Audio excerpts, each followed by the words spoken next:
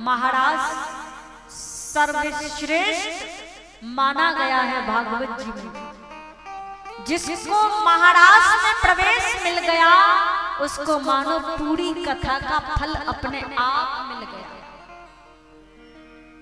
एक बात कहूं, कन्हैया को पाना है तो मन में प्रेम तो लाना पड़ेगा। तो 10वां स्कंद है ना, उसी में अभी हम लोग चल रहे हैं। ये महाराज कोई साधारण नहीं है। सुखदेव जी कहते हैं परीक्षित से ये गोपी कौन है? आप लोग भी बताएंगे गोपी स्त्री है या पुरुष? जवाब दो। बड़े बड़े जन बताएंगे स्त्री है या पुरुष। गोपी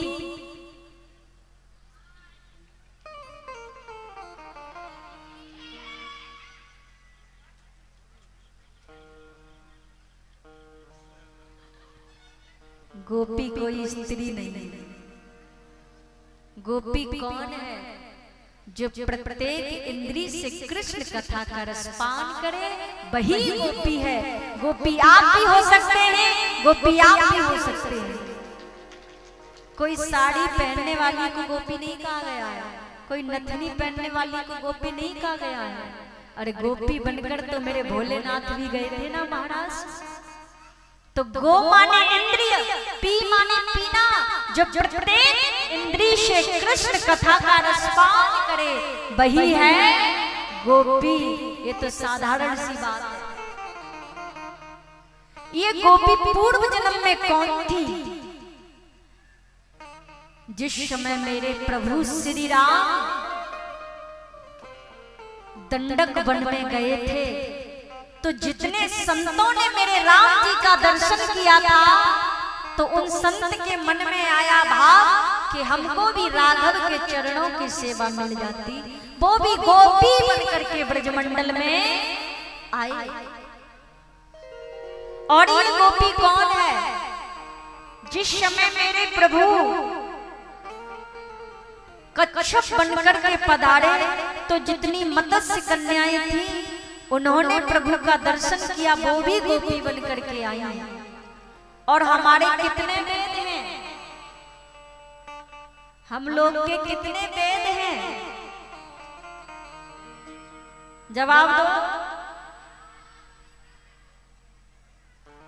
तो सुन लो, हम लोग के 4 वेद हैं। उन 4 वेदों में कितने कांड हैं? ये चीज तो हर व्यक्ति को पता होनी चाहिए। हर व्यक्ति को 3 कांड हैं। कौन कौन से? वो कांड है ज्ञान कांड, नंबर 2 कर्म कांड और उपासना कांड। तो कर्म कांड में 80,000 मंत्र हैं। तो कर्म कांड के जो 80,000 मंत्र हैं वो भी गोपी बनकर के ब्रजमंडल में आए। ये गोपी कोई साधारण नहीं है, ये वेद की ऋचाएं हैं। बड़े दुख की बात है हिंदू होकर के हमको हमारे वेद नहीं पता। वेद कोई आजकल थोड़ी नहीं लिखे गए हैं। ये दुनिया नहीं थी तब भी हमारे वेद थे। हाँ, तो 80,000 कर्म कांड के जो मंत्र हैं वो भी गोपी बनकर के ब्रजमंडल में आए। गोपियों का मूल उद्देश्य एक ही था, मेरे कृष्ण को पाना, कन्हैया को पाना। ये मन का भाव था। सुखदेव जी कहते हैं परीक्षित, शरद पूर्णिमा की रात्रि थी और मेरे कन्हैया ने मुरली बजा दी। जब मुरली बजाई तो वृंदावन की सब गोपियां अपने अपने काम में उलझी थी। एक गोपी झाड़ू लगा रही थी, कन्हैया की मुरली सुनी तो झाड़ू कंधे पे रख के भाग गई कन्हैया के पास। शरद पूर्णिमा की रात्रि सबसे प्रकाशमयी रात्रि होती है पूरे वर्ष भर में। और सबसे अंधियारी रात्रि दीपावली वाली होती है। शरद पूर्णिमा की रात्रि को कन्हैया ने मुरली बजाई। एक गोपी झाड़ू लगा रही तो झाड़ू लेकर दौड़ पड़ी। एक गोपी रोटी बना रही, जो ब्रज में ऐसे करके रोटी बनाई जाती है पानी लगा लगा के, फिर घी में डुबो के खाई जाती है। सच पूछा जाए तो ब्रजवासियों जैसा भोजन कहीं और नहीं है। मेरे कन्हैया के जमाने का आज भी लोग खाते हैं। हाँ,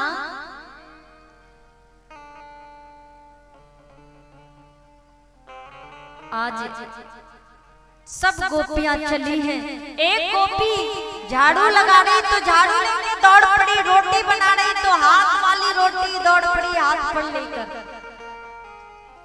और एक गोपी अपने पतिदेव को भोजन करा रही तो पति ने मांगा था दाल में नमक, लेकिन चीनी डाल गई और दौड़ पड़ी। एक गोपी श्रृंगार कर रही तो आंखों वाला होठों पे लगाया और होठों वाला आंखों में उल्टा सीधा करके दौड़ पड़ी। एक गोपी वस्त्र धारण कर रही तो उल्टे सीधे वस्त्र धारण करके सब ऐसी परिस्थिति में दौड़ पड़ी। कन्हैया ने मुरली बजाई, कन्हैया के पास पहुंची। कन्हैया ने कहा, आ गई आप सब लोग, आपको प्रणाम। आप क्यों आई? पहले तो स्वागत कर दिया, फिर पूछ लिया क्यों आई। अब आपको कोई फोन करके बुलाए, आप उसके घर जाओ, फिर आपको कहे क्यों आए, तो बुरा लगेगा। गोपी बोली, खुद ही बुलाया और खुद ही कह रहे क्यों आई।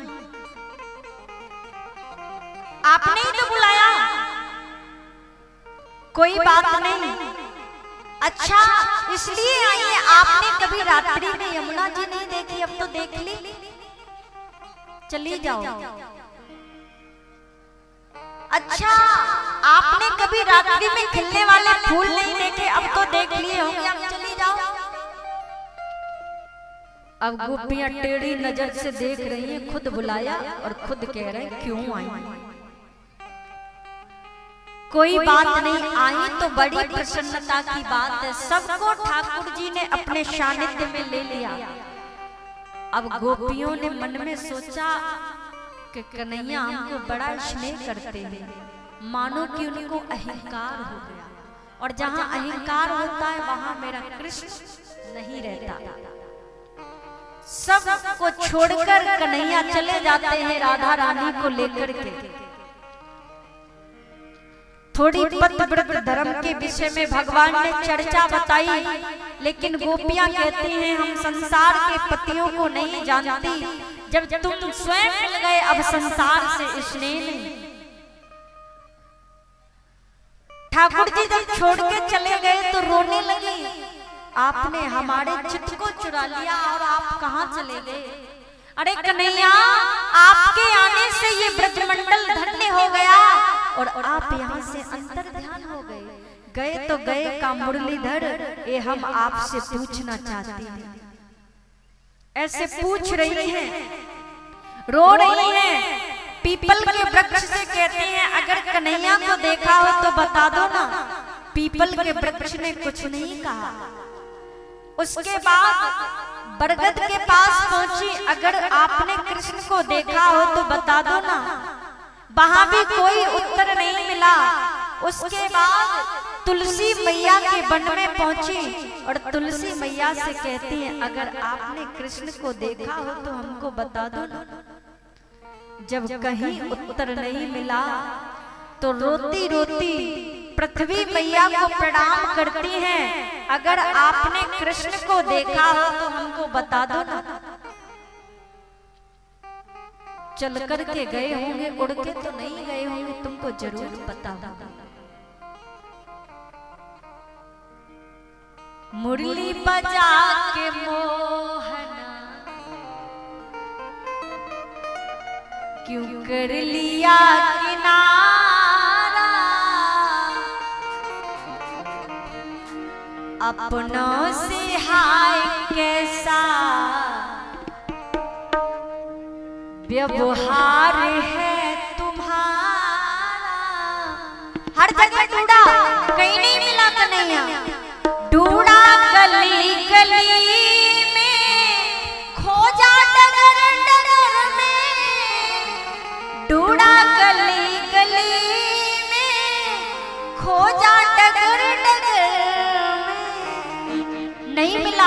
फिर भी दिल में आशा है, मन में यही लगन है, मन में यही लगन है,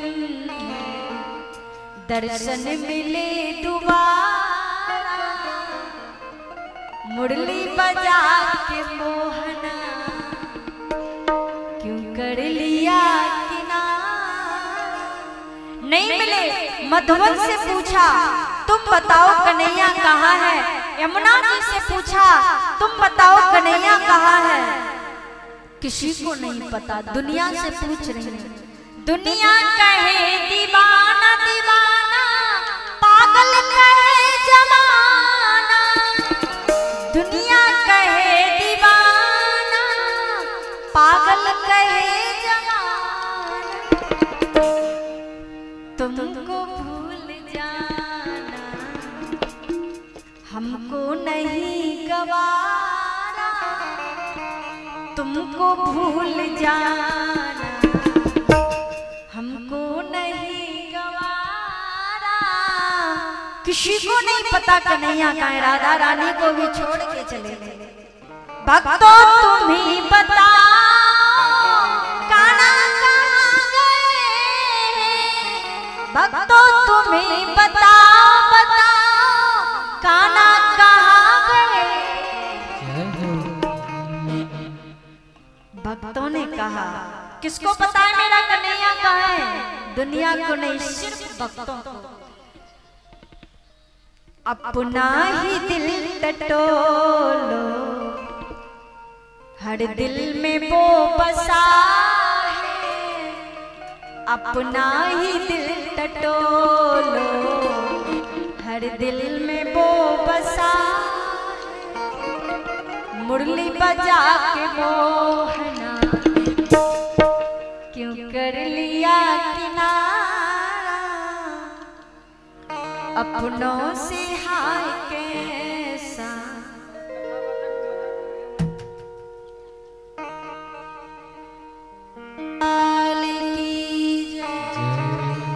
राधा रमण लाल की। तो कथा के रसिक जनों, ठाकुर जी कहते हैं अपना ही दिल टटोलो, हर दिल में वो बसा है। भक्त कहते हैं, कन्हैया के भक्त कहते हैं, हर जगह मेरा कृष्ण वास करता है। एक बार दोनों हाथ ढके, राधा रानी की जय। तो कथा के रसिक जनों, सुंदर भाव, गोपियों को मन में आज आशा है, जरूर मिलेगा मेरा कन्हैया, अवश्य मिलेगा मेरा मुरलीधर, अवश्य मिलेगा। चले जाते हैं ठाकुर जी, कोई बात नहीं, अहंकार नीचा हुआ, सबको वापस मिले हैं और सबके साथ में मेरे कन्हैया आज महाराज करने लगे। बोली रास बिहारी भगवान की जय, बाल कृष्ण लाल की जय, श्री राधा। एक बार दोनों हाथ ढके, राधा रानी की जय। तो गोपियों ने आज कन्हैया की ओर देखा, आ गए, एक बार तो चले गए, टेढ़ी नजर से देख रही है, पहले तो हमको बुलाया फिर छोड़ के चले गए, कोई बात नहीं, अब सबके साथ मेरे प्रभु महाराज करने लगे। और देखो उस महाराज में कौन आया, गर्ग संहिता में लिखा है कि भोले बाबा भी आज उस महाराज में जाने के लिए तैयार होते हैं।